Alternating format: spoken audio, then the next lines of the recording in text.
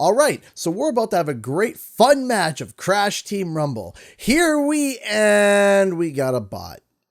Well, we lose.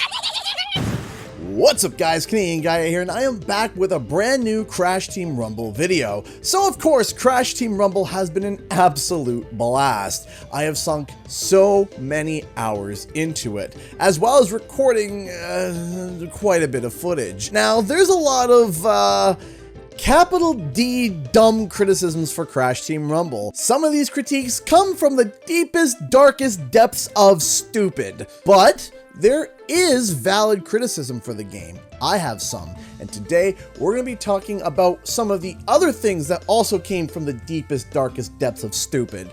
And no, it's not the social tab, that's an entirely different issue. Today, we're talking about the bots. The bots are, how do I put it gently, stupid. Yep, you heard it here first, folks. The video game AI is stupid. Big shocker. But sometimes the bots in Crash Team Rumble feel like they took an extra large slurp of derp juice before the match even begins. And honestly, I'm not knocking Toys for Bob, because let's be honest, programming bots is not easy. And it's not like you can copy and paste or use a template of a highly developed AI from a reoccurring genre, like from first-person shooters or even fighting games. In fact, the last time I checked the AI store, they seem to be fresh out of AI templates for 4v4 technical objective online platforming brawlers.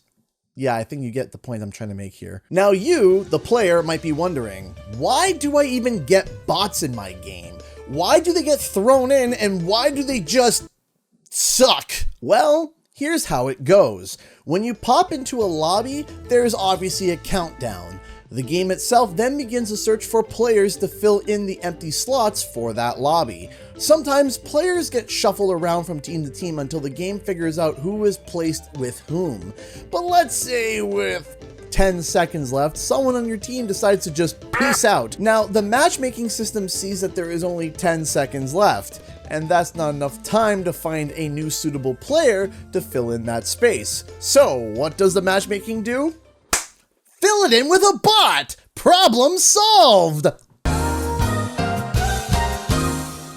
The other reason a bot might be added is if someone's internet is equivalent to 2 Tim Hortons cups connected with a half beaver chewed string and they get disconnected from the game for the 27th time in a row.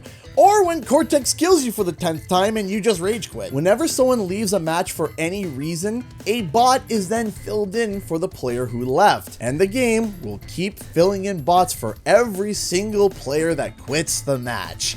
This is when things become problematic. Why? Well, you gotta ask the question if you don't know. How well do the bots play? Well,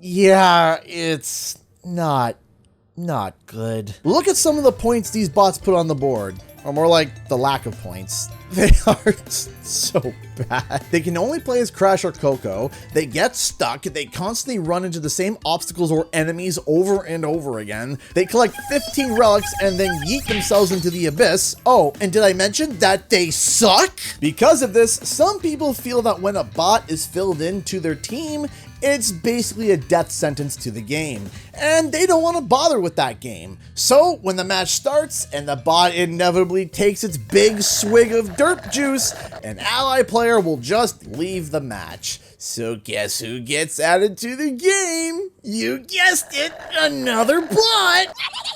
At this point, you just want to rip your hair out because you now have 2 useless tools who are about as useful as basketball cleats. So, how do you fix this? How do you make the Crash Team Rumble experience better with all of these bots running around? There's actually 5 things Toys for Bob can do that will make our experience 10 times better. The first one, and it's kind of obvious, so that's why I'm making it the first one, is make the bots smarter. Again, this is the biggest and easiest broad stroke fix, and luckily we already have news of this happening.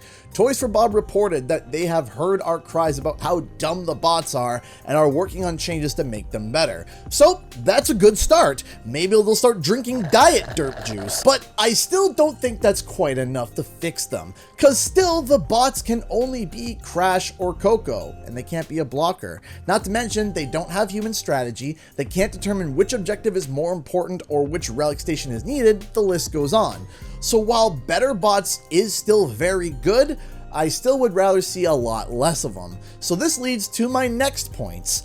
Increase the timer between matches. Do you sometimes feel like when you finish a match, you literally feel like you're racing to pick your next hero? When you have everything unlocked, you don't feel it as much, but when you're unlocking stuff, it can feel like that. First, you see the total match summary, then the amount of experience you got, the items you unlocked, the challenges you completed, and by the time you get back to the character select screen, you might have around 15 seconds to figure out what you're going to play. This sucks because now you have to figure out which role is not filled, what powers everyone has, and what stage you're playing on. And before you know it, you're out of time. And guess what? If you don't have a role balanced team, people will straight up leave.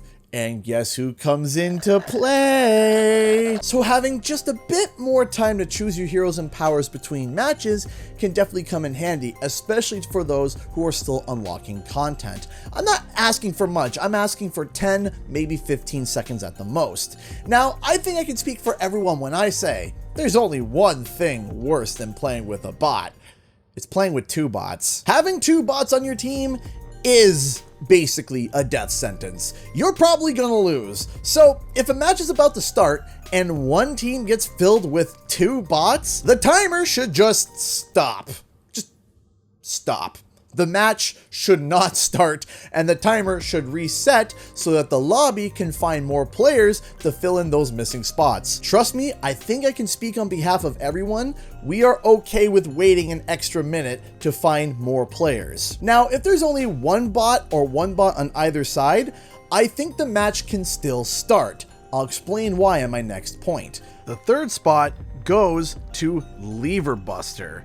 Now, what exactly is Lever Buster? Sometimes you have to leave a match partway through. Maybe there's an important phone call, a significant other asks for a favor, or maybe you were playing Crash Team Rumble for 5 hours straight and forgot that basic human functions exist. But sometimes people can get a little too angry at the Cortex that's killed them 10 times in the match and they just don't want to deal with it anymore. This can then lead to bad moods and repeated quitting of matches in a session. So a feature called a Lever Buster should be enabled. Basically, if someone quits a match midway through and immediately tries to pop into a new one immediately, there should be a small timer that prevents you from joining a new match, something like 5 to 10 minutes. This measure will help stop people leave mid-game. Now, some might say, Lever Buster is stupid. I should be able to quit a match whenever I want. Well, here's the thing though. There are people that actually queued up to play the game, and they're not happy that you left. Crash Team Rumble matches also only last about 5 to 8 minutes. And if you're already halfway through a match, you typically only need to wait a few more minutes to lose. Not to mention, everyone else on the team now has to deal with derp slurps a lot, and their life is significantly worse because of it. So you might as well just finish the match and then leave the lobby. But what if you get disconnected because you have bad internet? Maybe you have that half beaver chewed Timmy Cup internet.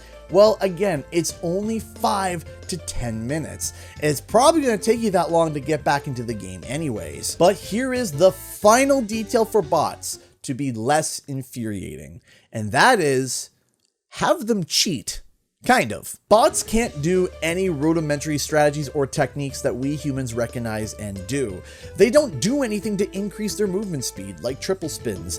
They don't know which objectives to prioritize, like to not throw your relics in every single bandicutapult on Tiki Towers. They also activate their powers at random. There's no planning, no strategy, head empty. But let's say A Crash Bandicoot bot has a little bit more base movement speed and runs a bit faster. Or maybe a Coco bot has a little bit more health, or maybe bots can hold a bit more Wumpa Fruit overall. These small adjustments can help compensate for the fact that there's no brain controlling these things at all, and that they need just a little bit of help. Now, if you need a little bit of help with Crash Team Rumble, I have a great beginner's guide right here, along with an advanced one. So if you want to tune up your Wumpa game, be sure to check those out. Thanks so much for watching, and I'll see you guys in the next video and or live stream. Bye-bye. I gotta sing the Doom song now. Doom, doom, doom, doom.